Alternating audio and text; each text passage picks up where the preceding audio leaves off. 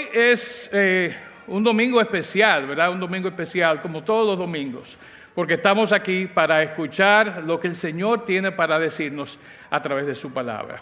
Ahora bien, hay eventos que van a estar sucediendo en las próximas semanas, de los cuales yo les invito a que ustedes sean partícipes. Por ejemplo, y creo que los muchachos de proyección me van a ayudar con esto, hay una obra musical que próximamente se va a estar poniendo en escena aquí mismo, con personal, con artistas de nuestra comunidad de Fe del Circo. Así que vamos a apoyar, y le pido a los muchachos que me ayuden por ahí poniendo el afiche de la obra. ¿Está puesto ya? Pasa que no lo ven los monitores, perdón. Y 7. Y lo vamos a dejar ahí, ¿verdad? Creando esa expectativa. 7. ¿De qué estarán hablando estos músicos artistas circulinos o circularios? ¿Cómo que se dice? No sé. Bueno, de aquí del círculo. 7. Piensen. Mientras lo piensan y mientras se crean esa idea de qué puede ser, les notificamos que desde ya están disponibles las entradas para esta obra en preventa. Así que si están interesados, quieren apoyarnos, los días el día 23 de abril, sábado 23 de abril, pueden contactar a cualquiera de nosotros, a los jóvenes de servicio, a nuestra hermana Cristian, para irse anotando. La preventa va a durar hasta el día 10 de abril.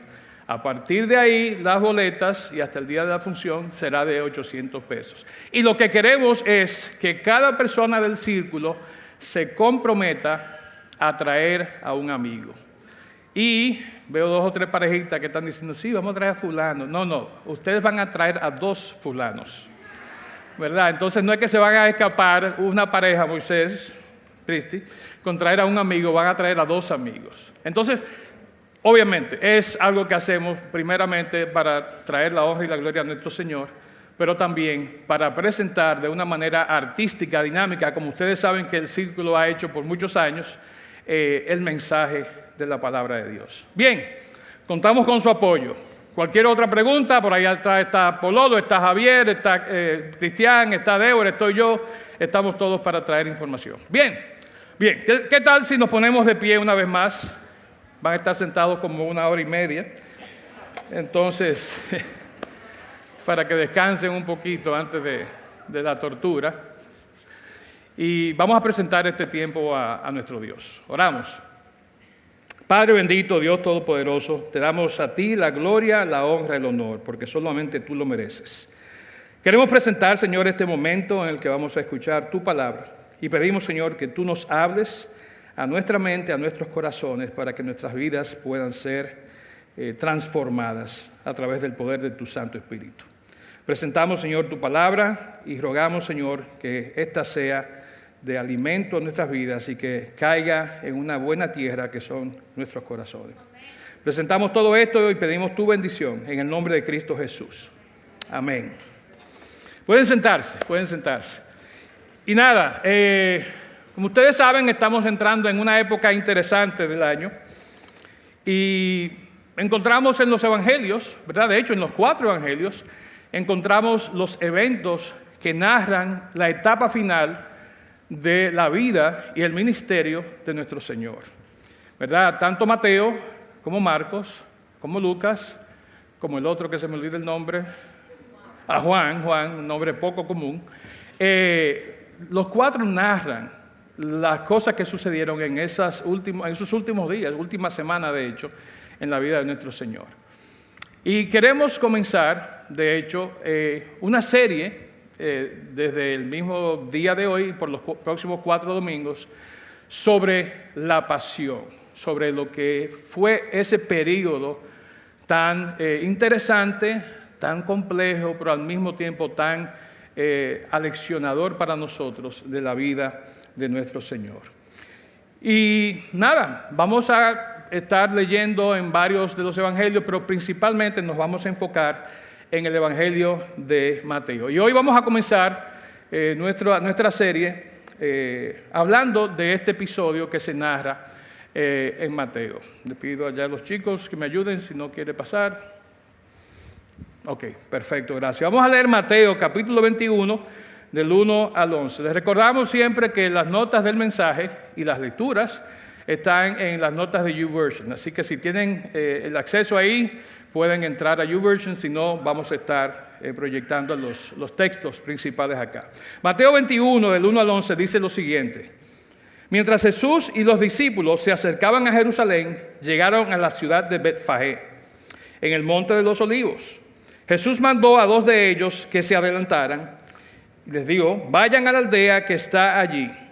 En cuanto entren, verán una burra atada junto a su cría. Desaten a los 2 animales y tráiganmelos. Si alguien les pregunta qué están haciendo, van a sospechar que ustedes se lo están robando.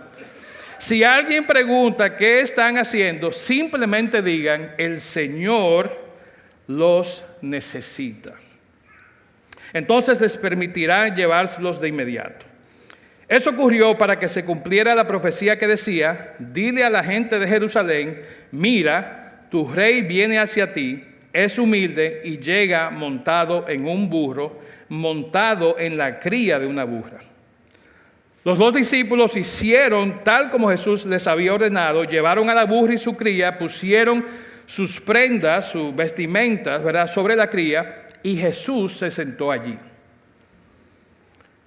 De la multitud presente, la mayoría tendió sus prendas sobre el camino delante de él, y otros cortaron ramas de los árboles y las extendieron sobre el camino. Jesús estaba en el centro de la procesión y toda la gente que los rodeaba gritaba, alaben a Dios por el Hijo de David. Bendiciones al que viene en el nombre del Señor. Alaben a Dios en el cielo más alto. Toda la ciudad de Jerusalén estaba alborotada a medida que Jesús entraba. ¿Quién es este?, preguntaban. Y las multitudes contestaban, ¿cómo?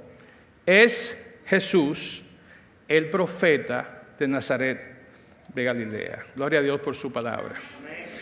Y fíjense, nosotros, ¿verdad?, los que somos fieles a las costumbres cristianas, celebramos, conmemoramos ese evento que se narra en los 4 evangelios, pero específicamente con muchos detalles aquí en Mateo. Celebramos ese evento que la tradición ha venido a conocer como ¿qué? El Domingo de Ramos, ¿verdad? Domingo de Ramos.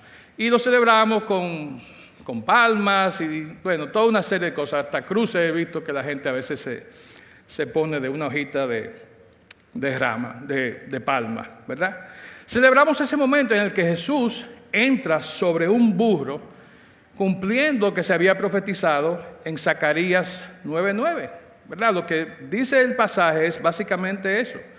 Grita triunfo, oh pueblo de Jerusalén, eso es Zacarías, mira que tu rey viene hacia ti, él es justo y victorioso, pero es humilde, montado en un burro, montado en la cría de una burra. Entonces vemos aquí como Mateo, en el pasaje que acabo de leer, explica, da toda una serie de detalles muy puntuales, muy importantes sobre esa entrada triunfal que tuvo nuestro Señor. Vemos como Él entró en lo que los chamos, los venezolanos que están por ahí, lo llamarían en un burrito sabanero, ¿verdad? Nada más que no van, sí, chamo está por aquí atrás riéndose. Pero no sería simplemente un burrito sabanero, sería un burro, como dice la versión Reina Valera del 60, un pollino de asna, o sea, un burritico, ¿verdad?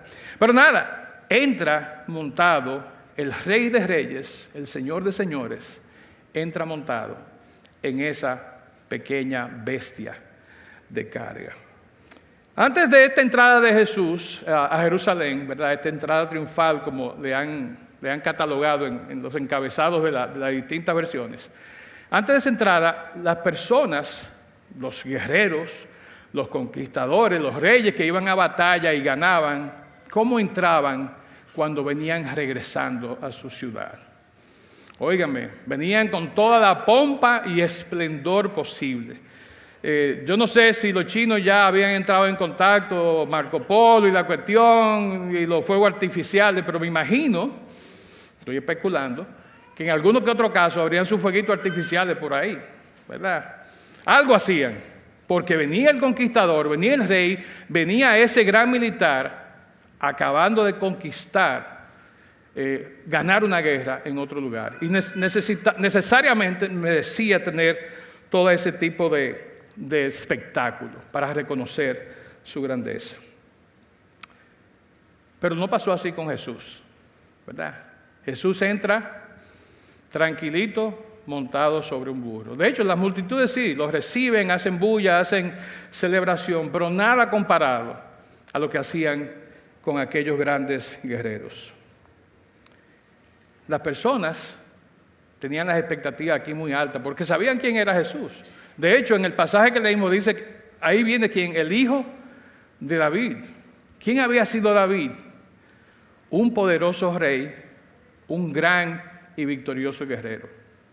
Entonces, al ellos llamarlo y reconocerlo como hijo de David, entendían que sí, que él, igual que su ascendiente David, era de esa misma estirpe.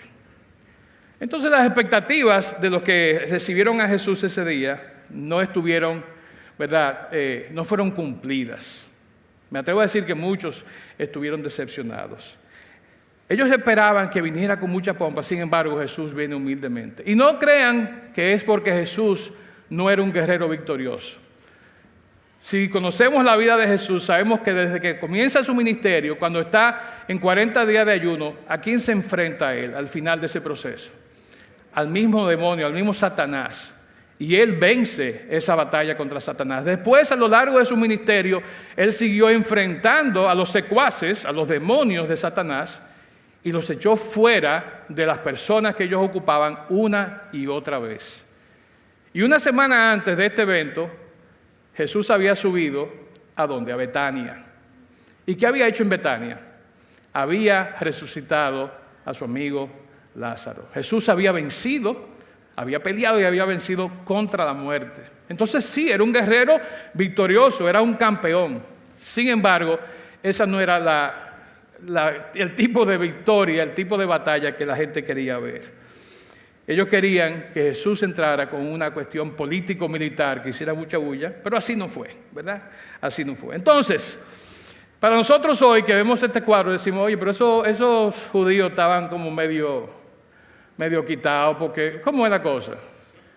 Ven todo eso que hace el Señor y no los reconocen y no le dan el honor que se merecía realmente. Simplemente hacen una bullita, una palma y una cosa, y después lo crucifican. Y para nosotros es muy fácil, ¿verdad?, criticarlo ahora. Pero ¿qué pasaría si Jesús viniera hoy? Nosotros estaríamos preparados, listos, para que Él llegara e hiciera lo que hizo en ese entonces y nosotros reconocerlo, y nosotros darle su justo lugar. Quizá muchos de los que estamos aquí sí lo haríamos, ¿verdad? Sí lo hacemos diariamente en nuestros corazones. Pero estaríamos dispuestos a dejar trabajo, a dejar padre, madre, hijo, esposa, esposo, como Él pidió, por seguirle a Él. En los afanes de nuestra vida cotidiana, nosotros fácilmente podemos olvidar quién realmente es este Rey Jesús y podemos echarlo a un lado. Pero nada, vamos a ver cómo podemos nosotros identificar a este Jesús y si no lo hemos hecho, ¿verdad? Y aunque lo hayamos hecho, hacerlo nuestro, hacerlo una realidad en nuestras vidas cada día. Vamos a explorar juntos hoy, lo invito para que hagamos eso, cómo no dejar que las expectativas humanas, ¿verdad?, nuestras expectativas humanas y nuestra miopía espiritual, ¿verdad?, que se interponen muchas veces, nos impidan ver las claras señales que Dios nos da. Muchos de los que acompañaban a Jesús en ese momento que Él entra, iba a tener un video, pero se hacía muy largo, ¿verdad? Era como medio aburrido, Jesús un burrito entrando, la gente con la palma, ustedes se saben la historia, ¿verdad? Muchos de esos que acompañaban a Jesús venían, de hecho, a Jerusalén a celebrar ¿qué? A celebrar la Pascua, ¿verdad? Entonces muchos de ellos desde Galilea y sabían, porque, ¿verdad?, Jesús había obrado, había hecho cosas en Galilea, y venían a celebrar en Jerusalén y venían también celebrando quizás con Jesús. Muchos de esos pusieron sus vestiduras sobre el camino, como leímos hace un momentito. Y muchos también, como decíamos, agitaron las palmas. Y ellos entendían que ese rey, esa persona que ellos estaban en ese momento quizás aupando, era el que iba a liberarlos a ellos del yugo y la opresión, ¿verdad?, que ellos tenían del imperio que les gobernaba, el imperio romano. Ellos creían y querían que él fuera ese rey libertador. Y era como ellos querían interpretar las Escrituras. Pero ellos lo que no sabían, o lo que se les estaba pasando, era que antes de que Jesús pudiera venir como rey, tenía que venir como Salvador. Jesús va a venir como rey. Amén. Pero antes de eso, Él vino para ser tu Salvador, para ser mi Salvador. Y era un prerequisito que no podía brincarse. Ese término, hijo de David, reflejaba exactamente eso, como decíamos hace un momentito. Él era, como Mateo quiere mostrarnos, ese Mesías, ese ungido de Dios, ese Salvador del pueblo. Mateo, ¿verdad?, enfoca sus escritos a esa comunidad judía que tenía esas grandes expectativas. Y realmente él quiere enfatizar que ellos le alababan, le glorificaban, pero desconocían realmente en el fondo quién él era. Y quiero que hagamos una pregunta esta mañana. Ahí se fue, ok, atrás. ¿Quién es este? Si recuerdan en el pasaje, al final donde leímos, decían, ¿verdad?, toda la bulla y toda la cosa que está pasando, pero decían al final, ¿quién es este? Y esa pregunta realmente no la hacían las multitudes. Esa pregunta lo hacía de manera sarcástica, ¿verdad?, el Sanedrín, lo hacían los fariseos. Y no era un ¿quién es este? De desconocimiento, era una especie de, en buen dominicano de calle, ¿y este tipo? O sea, ¿quién es este tipo? ¿Qué es lo que él se cree?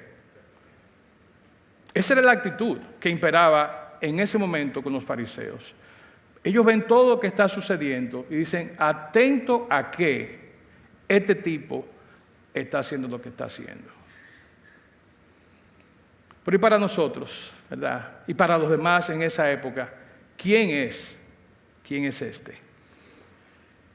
Los seguidores de Jesús, ¿verdad?, de hoy, nosotros que nos identificamos como cristianos, sabemos quién es Jesús.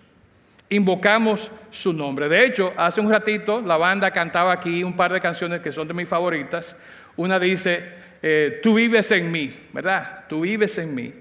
Y la otra dice, hablando del guerrero que es nuestro Señor, lucha por nosotros, a nuestro lado está, suya es la victoria, ha vencido ya, no nos detendremos, no nos moverán. Cristo, estás, ¿a dónde?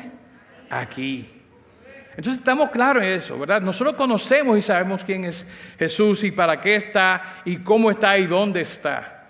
Pero eso pasaba en la antigüedad, eso pasaba con los contemporáneos en ese momento. Posiblemente sí, posiblemente no. Como yo mencionaba hace un momentito, los distintos evangelistas, los 4 apóstoles que escribieron los evangelios, tenían, ¿verdad?, un enfoque bien interesante, bien particular sobre quién era Jesús. Y rápidamente les comento el enfoque. La mayoría de ustedes que han estudiado y conocen, han habido antes, saben. Pero por ejemplo Mateo, que acabamos de leer el pasaje y que acabamos de decir, ¿en quién se enfocaba? Se enfocaba en la nación judía. Y él se enfocaba en que ese Jesús era, ¿quién? Era el Mesías. Era el libertador. Marcos, quien fue también un testigo ocular de todo lo que sucedió en la vida de Cristo, se enfoca en su escrito en el pueblo no judío. Ahora, Marcos presenta al Señor como el siervo sufriente. Cuando leemos Marcos, vemos que está describiendo el sufrimiento que el Señor tuvo. De hecho, lo presenta como ese siervo que vino a sufrir por nosotros. Lucas, por su parte, era muy metódico. Lucas era doctor, ¿verdad? Era muy estructurado. Y él lo que quería era conseguir, ¿verdad?, hacer un compendio de lo que sucedió cronológicamente, estructuradamente en la vida de Jesús. Y aunque él no pasó mucho tiempo, casi ningún tiempo con Jesús, él se nutrió de los que sí caminaron, de los que sí estuvieron al lado de Jesús para escribir su primer tratado, que fue Lucas, y su segundo tratado, que fue el libro de los Hechos. Y se lo dirige a una persona, se lo dirige a un amigo que se entiende era un gentil de cierta posición social llamado Teófilo. Finalmente, el Evangelio de Juan tiene un enfoque totalmente diferente al de esos tres. De hecho, no se enfoca en la cronología. Esos tres son llamados los evangelios sinópticos, pero Juan tiene otro flow completamente diferente, otro enfoque totalmente diferente, y él se enfoca en Jesús como este ser divino, esta persona que existía antes, ¿verdad?, de la creación de todo lo que hay, esa persona que estaba con Dios al momento que se dijo, sea la luz, ¿verdad?, al momento que se creó todo lo que existe hoy. Y se enfoca en su divinidad, ¿verdad? ¿Quién era Jesús antes de venir y hacerse hombre? De hecho, él también se enfoca en su humanidad, ¿verdad? Porque tenía que hacerlo, porque había un grupito en la época de Juan, que eran los gnósticos, que dudaban, que negaban, ¿verdad?, la humanidad del Señor. Entonces, esas son las características que cada uno de estos evangelistas nos presentan. Y pudiéramos decir, mira, vamos a elegir a Mateo, a Marcos, a Lucas, a Juan, para nosotros contestar a la pregunta de quién es este. Sin embargo, quisiera invitarlos hoy. Ayúdenme allá, chicos, por favor. Ok, no está pasando el monitor.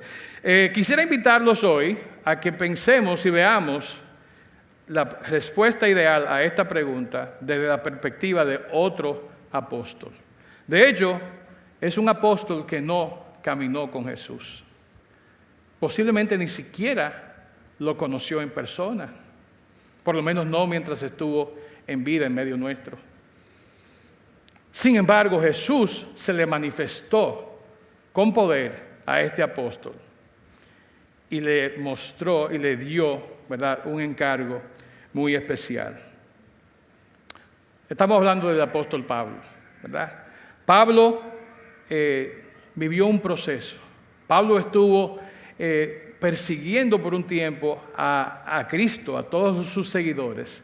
Sin embargo, llega un momento en que Jesús se encuentra con Pablo y le da una encomienda. La encomienda era contestar a esa pregunta, ¿quién es este? Y no solamente para los judíos, ¿verdad?, de ese momento, las personas que vivían en toda esa área de lo que era Israel, Judea, Samaria también, Galilea, sino a todo el mundo conocido en ese entonces. Ahora, eso no sucedió de la noche a la mañana. Pablo pasó por un proceso difícil, doloroso, que como sabemos terminó con su muerte de la forma en que él murió. También con los apresamientos y todas las distintas situaciones que él padeció. Muchas veces nosotros queremos ser como Pablo, ¿verdad que sí? ¿Cuántos aquí quisieran ser como Pablo? Yo sé, cobardes. Cobardes. Pero fíjense, nuestro anhelo, no está mal que queramos ser como Mateo, Marcos, Lucas, Juan y otros más, ¿verdad? Algunos son como medio Judas por ahí, pero ese es otro tema. Pero, no, aquí no. Estoy hablando por ahí afuera, en otro sitio. Pero quisiéramos ser como Pablo. Y si vemos la vida de Pablo, no fue fácil, ¿verdad? Fueron procesos tras procesos. Muchas veces queremos llegar aquí, nos convertimos, nos metimos en un ministerio y a las 3 semanas estamos full, cañón, dándole a todo que hay. Sin embargo, no es así como Dios trabaja. No es así como Dios trabaja. Muchos quisiéramos, ¿verdad?, que fuera como esta cosita que usted le echa agua y crecen rapidísimo. Hay una plantita ahí que no sé cómo que se llama eso, la chía esa. Eso mismo, ustedes saben, lo conocen, ¿verdad? Pero Dios no obra así. Muchos quisiéramos que Dios nos diera la foto o la tapa, el cartón del rompecabezas de nuestra vida para tener, ¿verdad?, como ir poniendo la piececita. Pero Dios no trabaja así. Sigo. Muchos quisiéramos que Dios nos diera instrucciones claras y precisas, paso a paso, como las de los muebles de IKEA. traducida en español y, ¿verdad? Y animación 3D. Pero Dios no trabaja así. Dios tiene un proceso para nuestras vidas y es un proceso muy parecido, aunque no quizás con tanta, ¿verdad?, cuestión así difícil como el de Pablo, pero así es como Dios quiere que nosotros podamos conocerle, para que estemos en la capacidad, ¿verdad?, de poder contestar a esa pregunta: ¿quién es este? Y van a venir señales que van a presentarse a nuestras vidas y de nosotros está si las vamos a entender o no. Bien, a Pablo, él le dice en Hechos 22:10, claramente, y este es Pablo relatando más adelante, dice: yo pregunté, ¿qué debo hacer, Señor? Y el Señor me dijo: levántate y entra en Damasco, allí se te dirá todo lo que debes hacer. Pero ese todo era simplemente el inicio de cómo él iba a hacer lo que iba a hacer. Luego, si vemos cómo él le habla el Señor a Ananías acerca de Pablo, en Hechos 9, 15, 16, le dice: el Señor le dijo: ve, porque él es mi instrumento elegido para llevar mi mensaje a los gentiles y a reyes, como también al pueblo de Israel. Y le voy a mostrar cuánto debe sufrir por mi nombre. Entonces está claro, a Pablo le dice: vete allá, confía, te van a decir lo que hay que hacer. Ananías dice: sí, él va a hacer todo eso, pero él va a sufrir. Hay un precio que pagar. Y si seguimos leyendo los distintos pasajes, vamos a ver todo lo que pasó con la vida de Pablo. Sin embargo, en medio de todo eso, en medio de todas las vicisitudes, los sufrimientos, las penurias, los momentos en que Pablo estuvo a eso de la muerte, Pablo no toma nada de eso en cuenta, porque él entiende el llamamiento, el llamado, entiende lo que el Señor le estaba convocando, le estaba pidiendo, le estaba instruyendo para hacer con su vida, y cómo él debía de ser alguien que ayudara a contestar la pregunta: ¿quién es este? Para todos nosotros. En todo lo escrito de Pablo, el centro de su mensaje es la figura de Cristo. Él puede hablar de cosas rutinarias, de problemas que había en Corintio, de que si esta estaba con aquel y se armó un lío y que se cayó uno por una ventana, y todo eso era importante. Pero lo importante y lo central era que Cristo era quien era. Y ese es el mensaje central de Pablo. De hecho, si procuramos entender la filosofía de Pablo, podemos decir que se basa en una palabra, un término griego, que es metanoia. Y metanoia habla de lo que es la transformación espiritual que ocurre en nuestras vidas, de la conversión que ocurre en la vida del cristiano. Y aunque es un evento puntual que ocurre en un momento, es un proceso también que va creciendo, que va aumentando en el tiempo. Y ese es el enfoque que Pablo da a sus escritos. Él escribe varias cartas desde la prisión, de hecho, escribe a los Efesios, a los Filipenses, a los Colosenses, a Filemón. Y en cada una de esas cartas él tiene un enfoque muy particular. Ahora, cuando escribe a los creyentes en Filipo, está en la cárcel, está en un mal momento en la cárcel. Sin embargo, ese mensaje que Pablo envía es un mensaje de gozo. Es un mensaje de gozo. Uno de los versículos emblemáticos de Filipenses es Filipenses 1:21, que dice: porque para mí el vivir es Cristo y el morir es ganancia. Ahí está definiendo Pablo quién era este. Su vida, todo lo que él quería y hacía, era para Cristo. Era por Cristo, era en Cristo.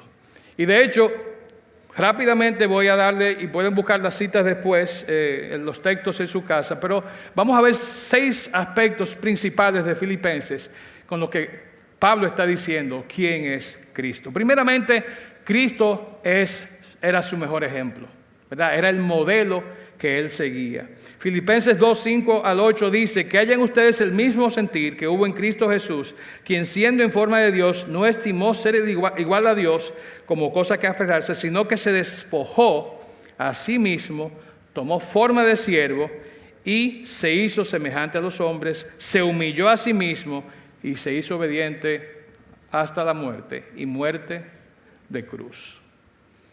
Ese era el ejemplo de Pablo. Ese era un aspecto de esta respuesta de Pablo de quién era Cristo para él. Filipenses 3, 7 al 8 presenta que Cristo era el tesoro de Pablo, era su posesión más preciada. Dice Pablo, todo lo que para mí era ganancia lo he estimado como pérdida por amor de Cristo. Y a decir verdad, incluso estimo todo como pérdida por la excelencia del conocimiento de Cristo Jesús, mi Señor. Por su amor lo he perdido todo y lo veo como ¿qué? Como basura para ganar a Cristo. Todo lo que está sucediendo a mi alrededor, todo esto que yo tengo, todo esto que yo padezco, basura. ¿Por qué? Porque mi enfoque, ¿verdad? Mi modelo, decía ahorita, y ahora mi tesoro, mi posesión más preciada es Cristo. Tercero, para Pablo, Cristo era su justicia. Era su juez quien hacía justicia. Filipenses 3:9 dice, ser hallado en él, no por tener mi propia justicia que viene por la ley, sino por tener la justicia que es de Dios, que viene por la fe en Cristo. Entonces, esas son las formas en cómo Pablo absorbe, entiende, vive con la realidad de quién era Cristo. Cristo, dice Filipenses 3:20, era su esperanza. Dice, nuestra ciudadanía está en los cielos, de donde también que esperamos, anhelamos el retorno, que llegue, que vuelva, nuestro Salvador, el Señor Jesucristo. Y para mí este es un punto muy importante, y con esto, este versículo es uno de los que cuando yo leo Filipenses más me anima. Me acuerda que nosotros somos extranjeros en este mundo, que estamos de paso. Estamos aquí por un breve tiempo. Dice una parte, creo que en Salmos, que la vida es, ¿verdad?, como la hierba, no sé si en Proverbios, no recuerdo, pero que se seca, se cae. La vida es como un vapor que aparece, ¿verdad?, como la neblina que aparece. Y al ratico, ¿qué pasó con la neblina? Se esfuma. Y esa es nuestra vida sobre esta tierra. En el concepto, ¿verdad?, en el contexto general, nuestra vida es bien breve. Dice Filipenses 4:4 que para Pablo Cristo era su gozo.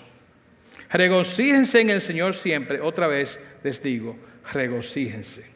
Cristo era y es la fuente de deleite y satisfacción personal del apóstol Pablo. Y finalmente, Filipenses 4:13, que todos conocemos aquí, habla de que Cristo era el poder de Pablo. Todo lo puedo en Cristo que me fortalece. Ese era Cristo para Pablo. Era su modelo, era su fortaleza, era su tesoro más preciado, su posesión más preciada. Era su justicia, era su gozo. ¿Quién es Cristo para ti? ¿Quién es Cristo para ti? Si tuvieras que pararte aquí enfrente ahora y contestar esa pregunta, ¿quién es Cristo para ti? Perdón. ¿Cuál sería tu respuesta? Vivimos en un siglo ajetreado, vivimos en medio de mucha bulla, muchas situaciones que están pasando, muchas distintas cosas que nos atacan, nos golpean, y hay mucho ruido, ¿verdad? Y si no somos intencionales en tratar de separarnos y enfocarnos, ¿verdad?, separarnos de ese ruido y enfocarnos en las cosas que sí tienen importancia, nuestra vida se va a tornar muy complicada. Para muchos ya, y no digo que seamos de los que estamos aquí, la vida se ha puesto invivible. Ayer, mi esposa y yo tenemos a la nieta en casa este fin de semana, a la nieta mayor, y salimos a dar una vueltecita en la tarde. Y mi esposa dice, ¿pero usted es carro? Digo, mi amor, lo mismo carro que tú tienes el tapón los días de semana. Y dice, no, pero que hoy es sábado. ¿Y? ¿Verdad? Pensamos que vamos a salir un sábado, un domingo y no vamos a encontrar tapón. Múdense. ¿Verdad? A Wuhan. No, en Wuhan hay más carros y más gente que aquí. Pero váyanse a otro lado porque van a encontrar tapón. Van a encontrar situaciones que a diario van a agobiarles. Y vuelvo y hago la pregunta de hace un momentito. Entonces, si en medio de todo este caos, todo lo que está sucediendo, nuestro Señor llegara y se nos presentara en nuestras vidas, se insertara o quisiera insertarse en nuestras rutinas diarias, ¿tendríamos el tiempo para Él? No solamente los minuticos que sacamos para leer y estudiar, o orar en la mañana y para orar antes de acostarnos y orar antes de la comida. ¿Realmente tendríamos el tiempo para dedicárselo a nuestro Señor? ¿Quién es Jesús para ti? Hay un autor, es un teólogo, es un profesor, es todo lo que ustedes quieran, ¿verdad? De hecho, es un teólogo paulino, se especializa en Pablo y en sus enseñanzas. Y es un autor de más de 70 libros que se llama N.T. Wright. Algunos de acá lo conocemos, es tremendo en Oxford y es muy, muy respetado, ¿verdad? Pero al mismo tiempo es un poquito, por ser inglés, perdón a los ingleses, controversial, porque tiene una serie de planteamientos que son excelentemente fascinantes. Y él, en su libro, Sencillamente Jesús, una nueva visión de quién era, qué hizo y por qué es importante, habla de un evento que pasó cuando él y su esposa se mudaron a su primer apartamento a principios de los 70. Dice que cuando llegaron al apartamento, los vecinos de abajo tenían un musicón. Claro, él no dice eso. Tenían una música puesta muy alta. Y era la ópera, el musical rock, Jesucristo Superestrella, Jesus Christ Superstar. Y dice el hombre, óyeme, pero ¿qué cosa es esta? Miren lo que dice él en esta cita. Dice, algunos, hablando de Jesus Christ Superstar, ¿verdad? De hecho, ¿cuántos conocen ese musical? ¿Cuántos lo han visto? Se ha dado en muchísimos lugares, hasta en años recientes se ha dado, y quizás por ahí lo den pronto en un sitio cerca de usted. Pero nada, Wright comenta en su libro lo siguiente: algunos estaban disgustados con Jesucristo Superestrella. ¿Era algo cínico? ¿No hacía surgir todo tipo de dudas? Yo no lo escuchaba de ese modo, dice N.T. Wright. Oía más bien las preguntas. ¿Tú quién eres? ¿Qué has sacrificado? ¿Crees que eres lo que dicen que eres? Esas son parte de las letras de algunas de las canciones de ese musical. Y hay personas que hacen esas preguntas al Señor. Estas eran las auténticas preguntas limpias, el otro lado de la historia que yo había aprendido, o por lo menos otro lado de la historia. Era como si toda la energía de la cultura popular de los 60 se hubiera vuelto al revés, alejándose de sus preocupaciones con el sexo, las drogas y el rock and roll, y estuviera mirando de nuevo al Jesús que casi había olvidado. Había un sentido decir, ¿estás ahí todavía? No. ¿Dónde encajas? ¿De qué vale en realidad todo esto? Esa era la interpretación que N.T. Wright hacía de lo que estaba escuchando en ese musical. Preguntas muy honestas, muy sinceras, ¿verdad? Escritas por tanto Andrew Lloyd Webber y Tim Rice, que fueron los que hicieron ese musical. Dice N.T. Wright lo siguiente: la cultura occidental lanzaba a Jesús la pregunta con la que él había puesto a prueba a sus discípulos. Pero en lugar de la pregunta, ¿quién dicen ustedes que soy yo?, nosotros, la cultura occidental, le estábamos preguntando a Jesús, ¿quién eres tú? Y era una pregunta sincera. Había en ese momento ese despertar. Tristemente, ¿verdad? Hace ya más de 50 años de eso, nosotros los seres humanos no hemos podido, en su gran mayoría, contestar esa pregunta. Ninguna de las dos, ¿verdad? ¿Quién dicen que soy yo? Pero tampoco, ¿quién es, verdad, el Señor? ¿Quién eres tú, Señor? Y quiero terminar con esta pregunta para nosotros en el día de hoy. ¿Quién es Cristo, verdad, para mí? ¿Quién es Cristo para ti? Estamos todavía esperando las señales, ¿verdad? Como los judíos, de que Jesús es el Rey magnífico que viene con pompa y va a venir a matar a todo lo malo. ¿O estamos esperando al Jesús que viene a resolver nuestros problemas económicos, relacionales, maritales, de noviazgo? Pero ¿quién es Jesús para nosotros? Y cuando puedas contestar esa pregunta, entonces Él te va a revelar, como lo hizo con Pablo, con claras señales que Él espera de ti. Si estás aquí en esta mañana, y siempre lo digo, y no me crucifiquen por eso, por lo menos todavía no, pero si estás aquí en esta mañana, yo sé que Dios tiene una misión para ti. O sea, a mí no me cabe la menor duda. Y mi pregunta para ti es, ¿sabes cuál es esa misión? ¿Sabes cuál es esa misión?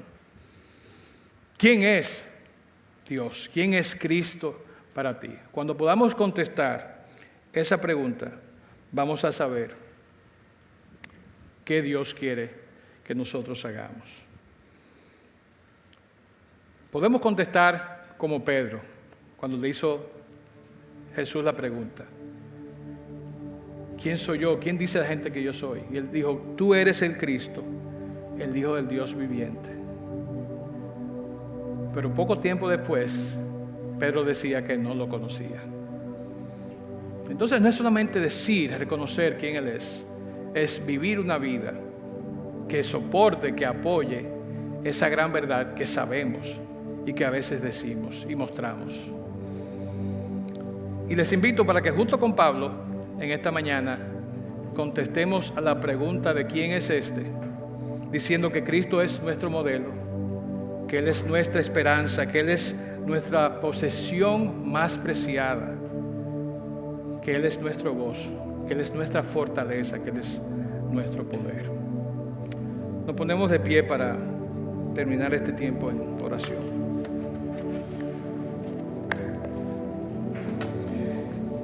Inclinamos nuestras cabezas, cerramos nuestros ojos y ahí en el espacio en que estás, te invito a que tomes 30 segundos y trate de responder para ti: ¿quién es Cristo hoy para mí? ¿Es un amigo? ¿Es alguien a quien yo acudo cuando tengo problemas? ¿O es mi Señor y Salvador? ¿Quién es Cristo para ti?